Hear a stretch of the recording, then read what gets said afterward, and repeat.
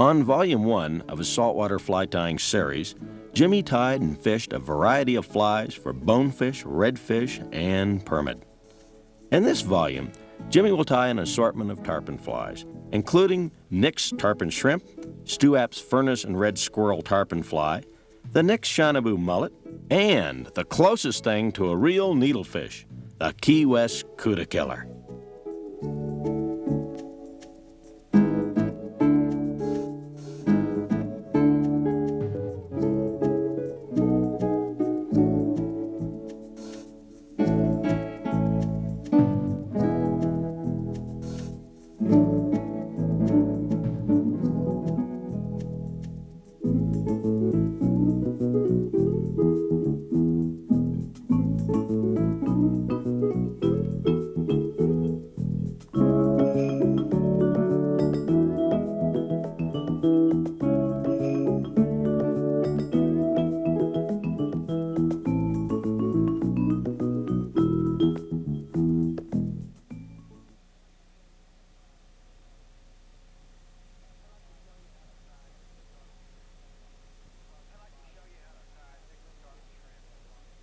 I'd like to show you how to tie Nix's tarpon shrimp.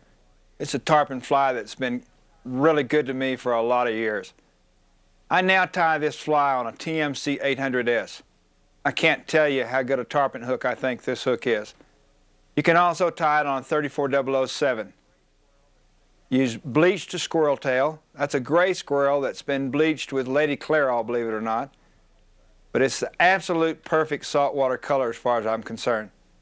A trimmed hackle stem for what Flip Pallet calls a snarzel. What it does is it keeps the tail feathers from wrapping the hook shank. You guys that have tarpon fish know that a tarpon will not eat a fly that has a foul feather. A dyed grizzly feather. We're going to use capon necks. It makes a heck of a lot better tarpon fly than any other feather. 50-pound hard mason for the eyes. Now we're going to dip these in a dyed epoxy, put them on a rotisserie, and they just turn into the perfect shrimp eye. We're going to use flat waxed for the thread and root beer colored braided mylar. This is a new product that I just got from Frostbite, and it really is a wonderful color. Let me show you how to tie this fly. We'll put our flat waxed nylon right behind the eye of the hook. Put a jam knot.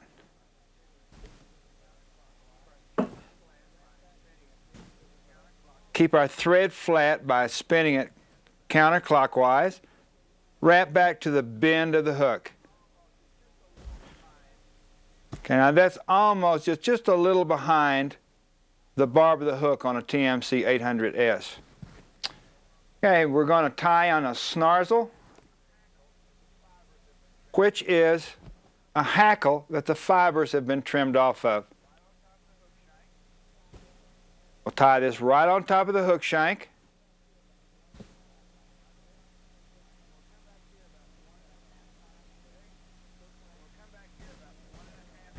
Okay, and we'll come back here about 1.5 times the hook length and cut it off.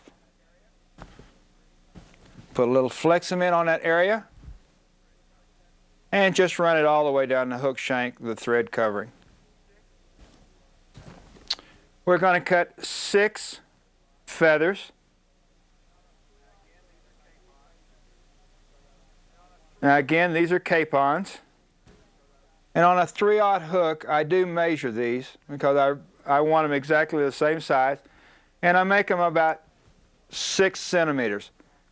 That's not saying that a tarpon fly can't be a little longer or a little shorter. It's just what I like personally.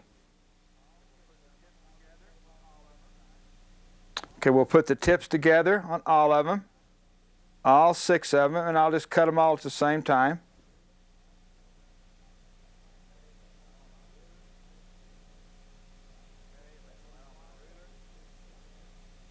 Okay, lay them right on my ruler. Find that 6 centimeter mark, run my scissors in there, and cut them all off at one time. Now you want to know where I get my little snarzels. All the feathers that I just cut off I can trim the fiber off of here, and that's what I use for the snarsels. So I'll save these and trim them later on. I lay my feathers on my leg. I'll put 2 little bunches, and I'll leave them up 3 on each side. It's just easier for me to even them up that way, and that's the way I've always done it. And we'll take 1 bunch, turn it over upside down, and match them. Be sure the butts are equal and that the hackles curve out to both sides. We'll mount them right on top of the hook shank, all at one time, and we'll tie back, lifting up on that hackle as we tie back, and tie back to the bend of the hook and back forward. Okay, there's a little trick here, and we'll pull these feathers out and down, and out and down. And this feather just is splayed out a little like I don't want it. So I'm just going to wiggle it and twist it just a little bit. And it'll lay right in there. Okay? Okay, we'll take our plastic shrimp eyes, or our epoxy shrimp eyes, lay them up here and measure them. One of them about, 1 body length in back of our tie-in area.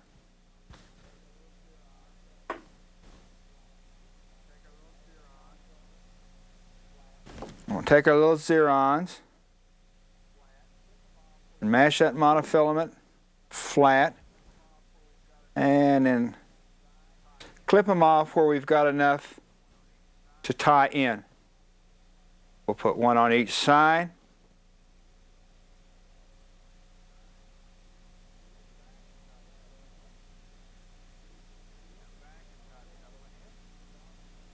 And come back and tie the other one in. If you look at shrimp in the water, the most predominant feature are their eyes. And these may be a little oversized, but that's why I make them this size too, because I do want them a little oversized.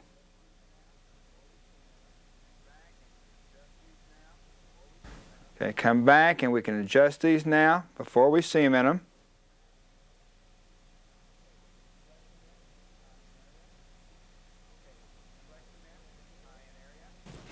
Okay, we'll put flex cement in this tie-in area and let it soak in good.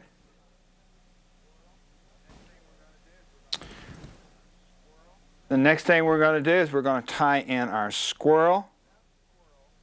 Now we're going to cut enough squirrel for the whole tarpon fly, and we're going to even that up in 1 bunch.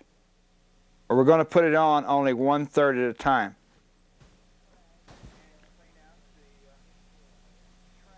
And clean out the trash out of the butt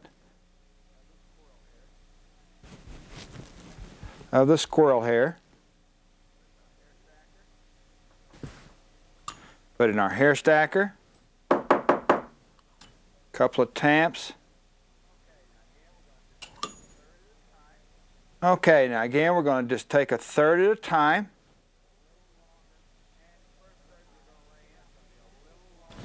And first third we're going to lay in, it's going to be a little longer than our eyes, and it's about half as long as our feathers.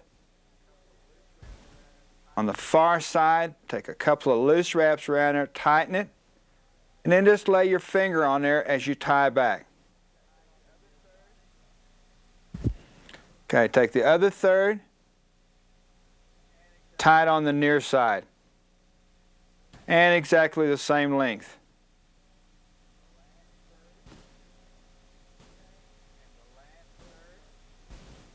Okay, and the last third.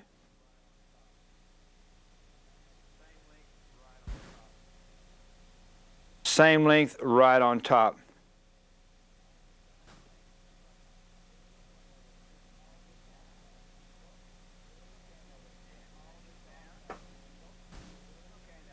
and cinch it down.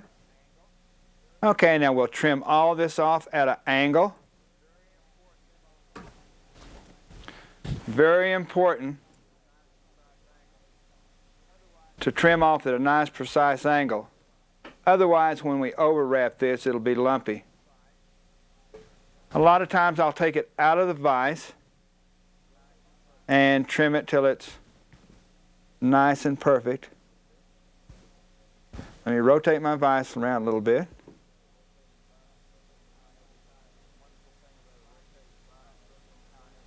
Wonderful thing about a rotating vise. I don't know how I ever tied on vices that were not rotating vices before, but I did for many years. But this is a wonderful help to have these kind of vices.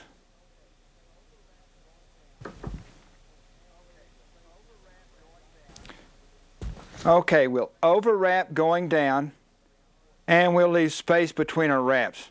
It's not really important. A little drop of cement right on our first tie-in area. Okay, let me trim a little more of this hair off right here. I don't like the way it's sticking up.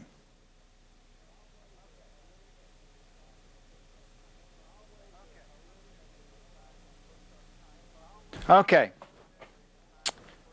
It's always a little mystery to tyers when they first start tying tarpon flies how to cover a big blob like that. Well, let me show you. It's all done the same way. We'll start, we'll go up to that, and we'll come back down. Every time we do this, we're going back a little bit farther. Okay, we just keep climbing up the hill, and if you can't get over that little bump, we'll just go back down. And come back up.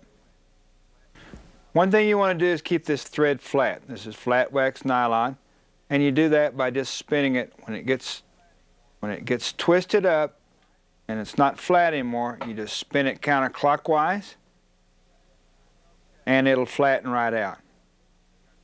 Okay, there we go. We got that the thread covered very nicely. I'm going to cut a piece of this braided mylar.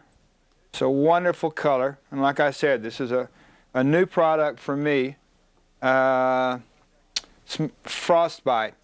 And I got it at the Fly Tackle Dealer Show, and it just makes a beautiful fly. Okay, we'll tie this in.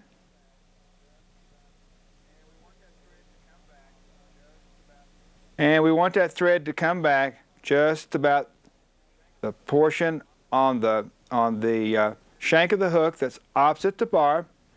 And now we'll come forward all the way to the eye.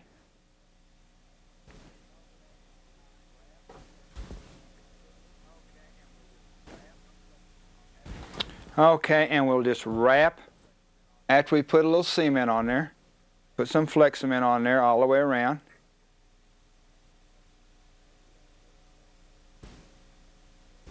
Just a touch more.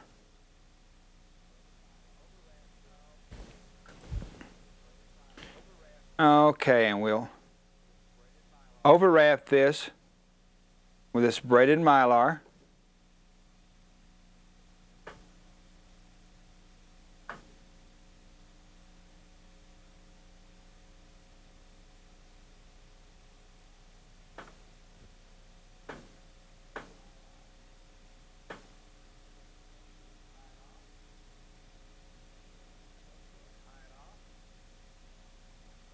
Okay, we'll tie it off. Let's clip off the excess.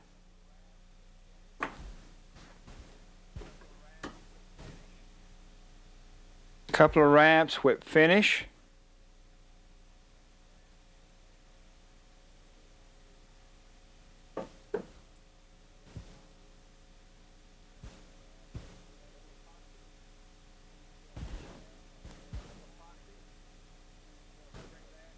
A little epoxy covering that, and boy, that'll be a shrimp that any self-respecting tarpon will eat.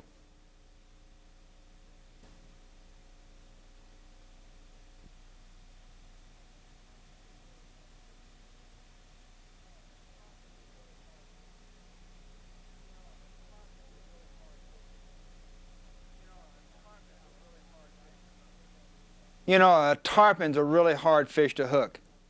It's got the toughest mouth of any fish I fish for. I'd like to show you how I was taught to sharpen a tarpon hook. It's worked for me, and I'll bet it'll work for you. First thing I do is I lay my file, and by the way, this is a mill bastard file. Lay it flat on the bottom of the hook shank, and I take some metal off. Not at an angle where you catch the point, but back in the bottom of the hook. Flatten that hook out. After you get it nice and flat, we'll work at a bevel on the far side, and we're going to sharpen this in a triangle taper.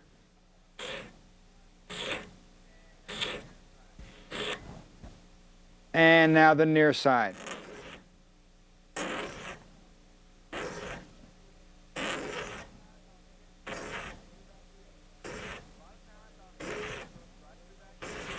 Now, a lot of times I'll catch the hook right in the back bend, right in there.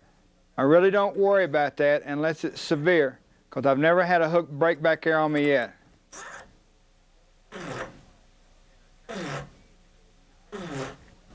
Okay, now come in easy when you're finishing that point off.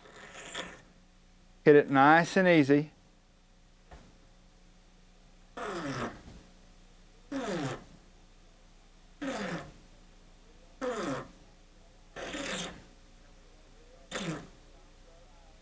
Just a couple of real nice, easy strokes.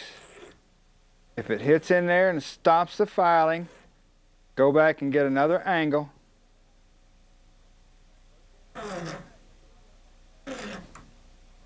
Okay. First thing we'll do is we'll check it on our fingernail. And if it slides anywhere on that fingernail without piercing immediately, it's not a sharp hook. This one's sharp. Let's tie a fly on it.